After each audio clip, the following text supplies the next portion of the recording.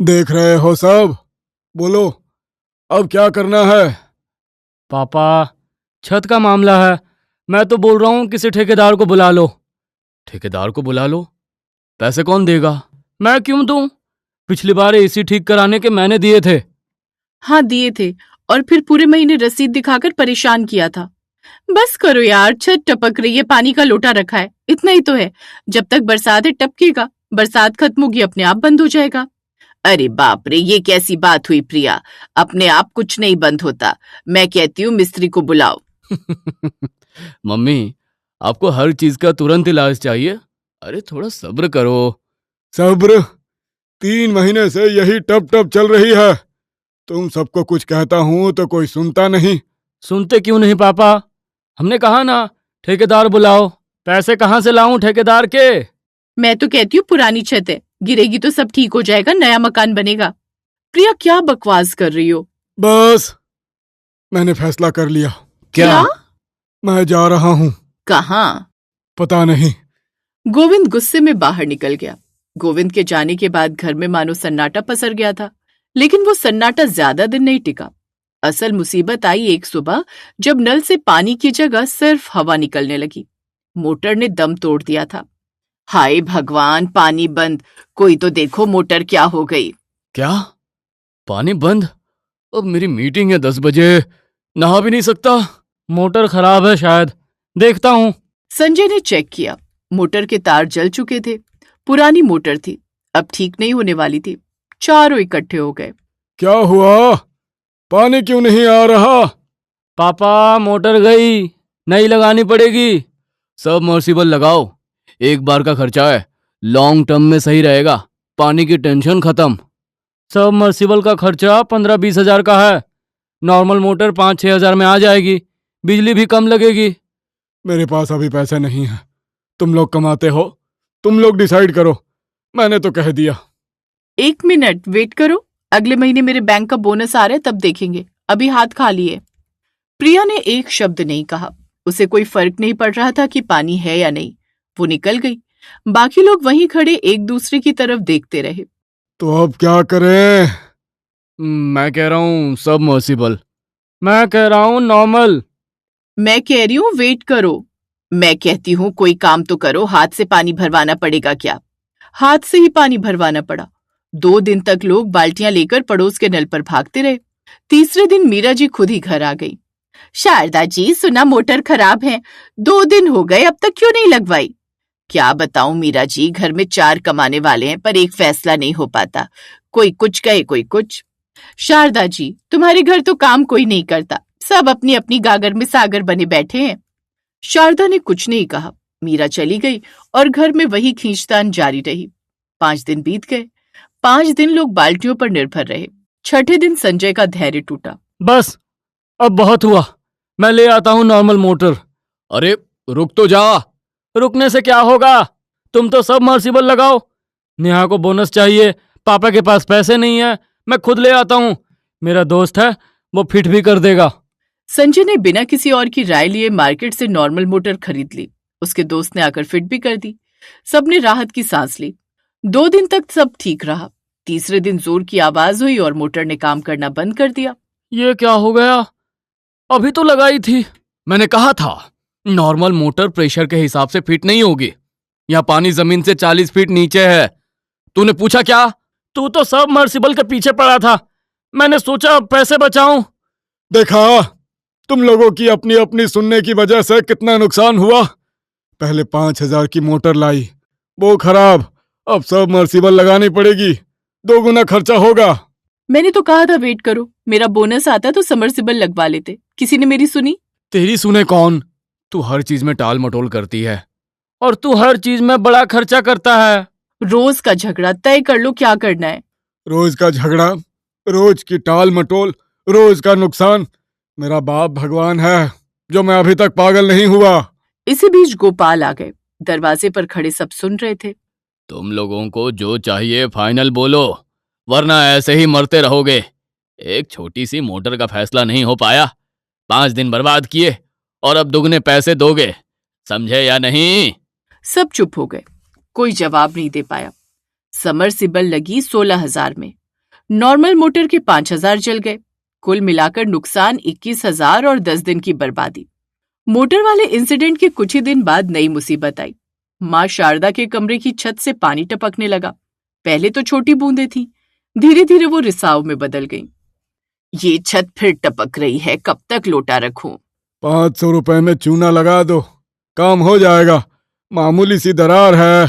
500 रुपए में कुछ नहीं होगा पापा, वाटर प्रूफिंग करानी पड़ेगी। 15,000 में हमेशा का काम हो जाएगा।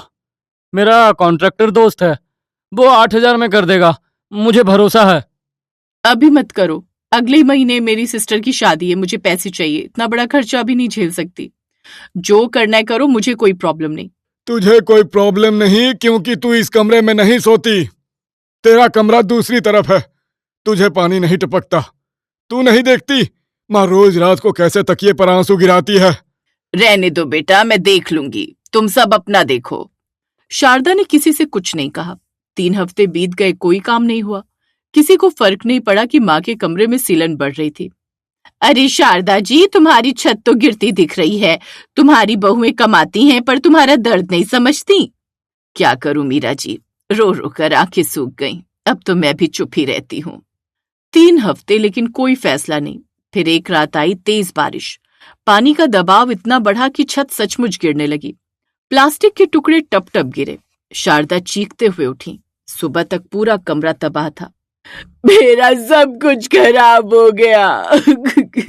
मेरे कपड़े भीग गए, मेरे पुराने पेपर, फोटो एल्बम, तुम्हारे बचपन की तस्वीरें सब खराब। मम्मी रुको, देखता हूँ क्या बचाया जा सकता है। अब क्या बचाओगे? तुम सब कमाते हो, चारों कमाते हो, पर गुरूर इतना कि घर को जहर बना दिया। मैं तुम्हारी माँ हूं, मेरे पास अब अपने कपड़े भी नहीं बचे। गोविंद ने दरवाजे पर आकर देखा। उसके हाथ कांप रहे थे। पूरा कमरा कीचड़, टूटा प्लास्टर, भीगे कपड़े, फटी तस्वीरें। अब 40,000 लगेंगे वाटर प्रूफिंग में। सारा कमरा फिर से बनाना पड़ेगा। मैंने तो कहा था मेरा कॉन्ट्रैक्टर दोस्त 8,000 में कर देगा। अब 8,000 की क्या बात कर रहा है? 15,000 में वाटर प्रूफिंग बेहतर है, मैंने पहले ही कहा था। बस अब रोने से क्या होगा? अब काम करो, नहीं तो माँ को भी बेघर होना पड़ेगा इसी घर में। सब चुप हो गए। मोटर और छत के बाद अब नई मुसीबत थी, तनु का स्कूल एडमिशन। मैंने सोच लिया है, एसी स्कूल, इंग्लिश मीडियम। 1 साल की फीस 1.5 लाख, वही बेस्ट है। तनु को एयर कंडीशन क्लास में पढ़ना चाहिए। 1.5 लाख? पागल हो गई हो? गवर्नमेंट स्कूल बेहतर है, फीस बचेगी, पैसे की जरूरत घर में है। बिल्कुल गलत। मेरे दोस्त का बच्चा डीपीएस में पढ़ता है, वही दुनिया का सबसे अच्छा स्कूल है। मैं तनु को डीपीएस में ही डालूंगा। पहले ये तय करो कॉमन फंड से दोगे या खुद से। मेरा कंट्रीब्यूशन पहले से ही ज्यादा है, मैंने पिछले महीने फ्रीज के दिए थे। तुम लोग डिसाइड करो।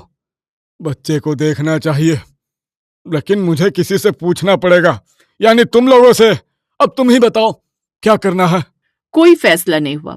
तनु रोज पूछती, मम्मी मेरे दोस्त स्कूल जा रहे हैं, मैं कब जाऊंगी? नेहा की आंखें नम हो जाती। उसके पास अकेले 1.5 लाख नहीं थे, संजय के पास भी नहीं था। मैं दे चुका।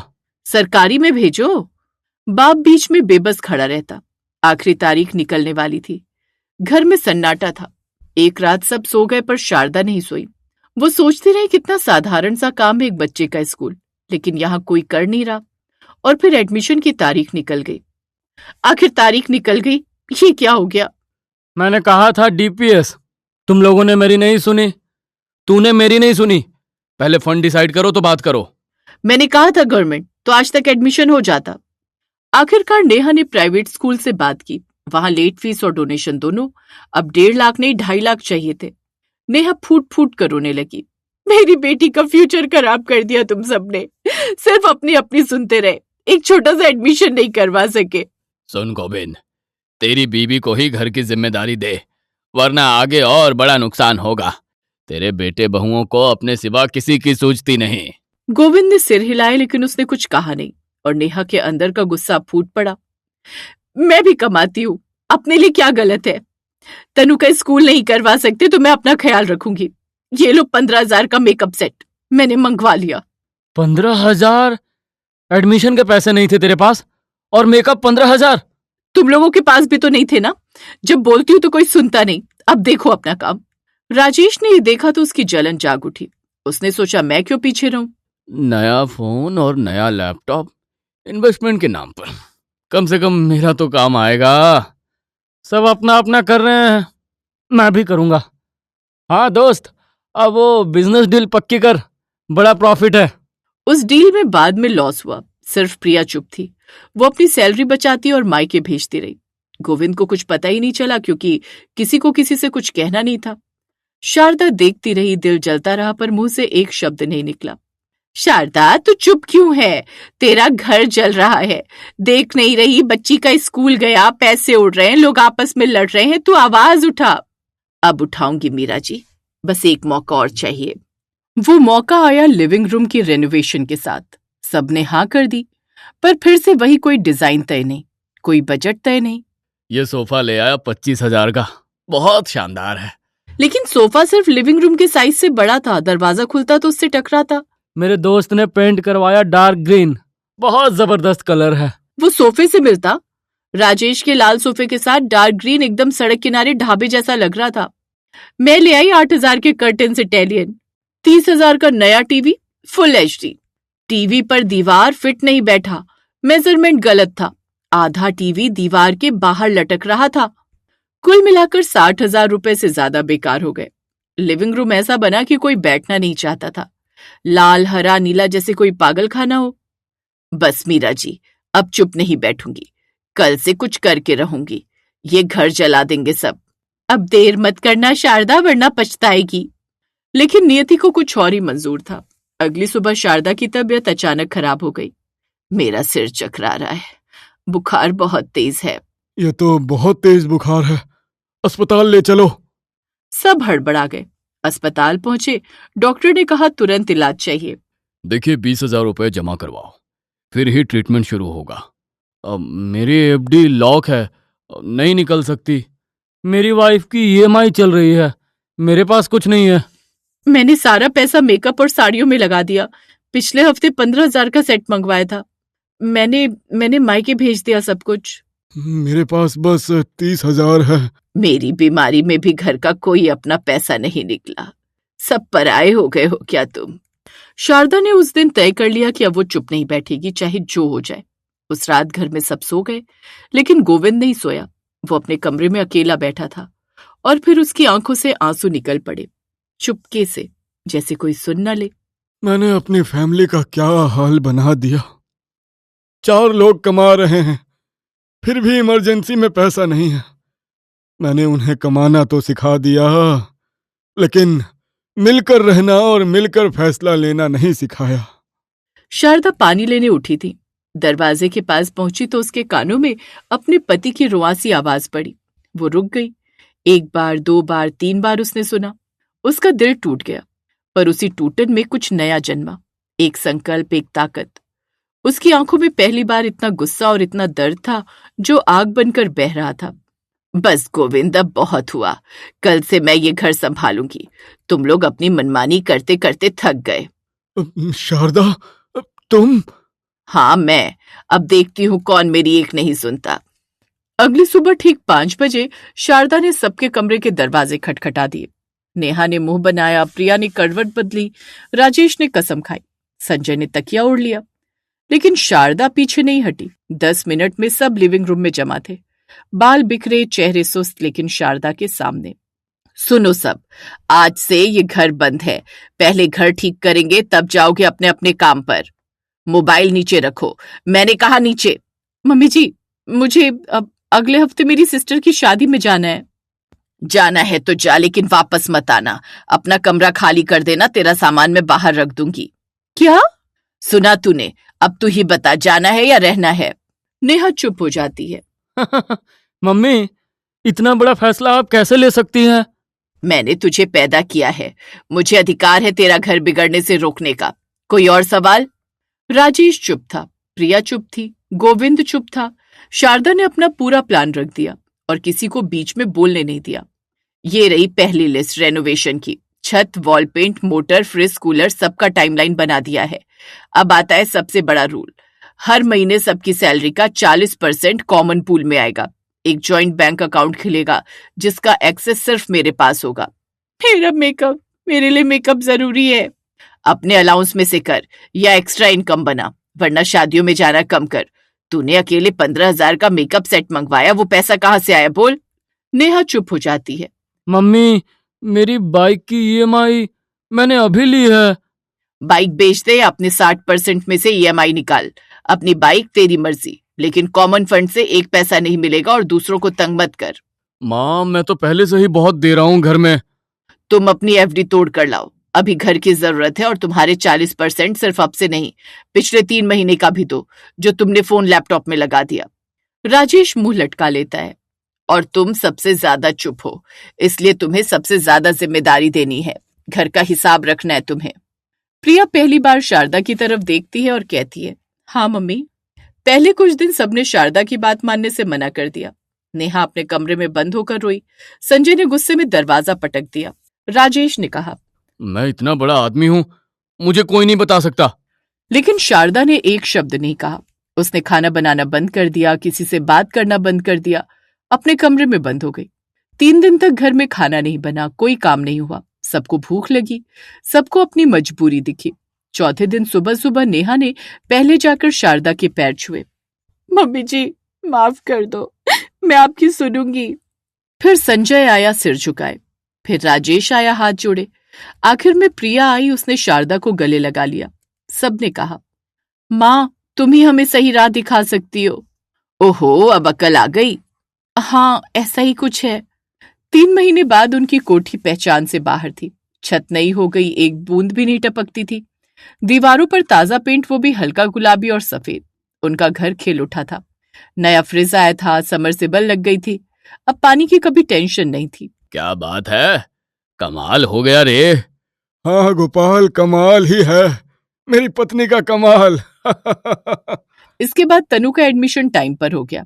लिविंग रूम अब पहले जैसा बदसूरत नहीं था। सोफा, टीवी, कर्टन सब मैच कर रहे थे। शारदा एक सुपरवाइजर की तरह रोज काम करा रही थी, कोई भी उनकी एक टाल नहीं सकता था।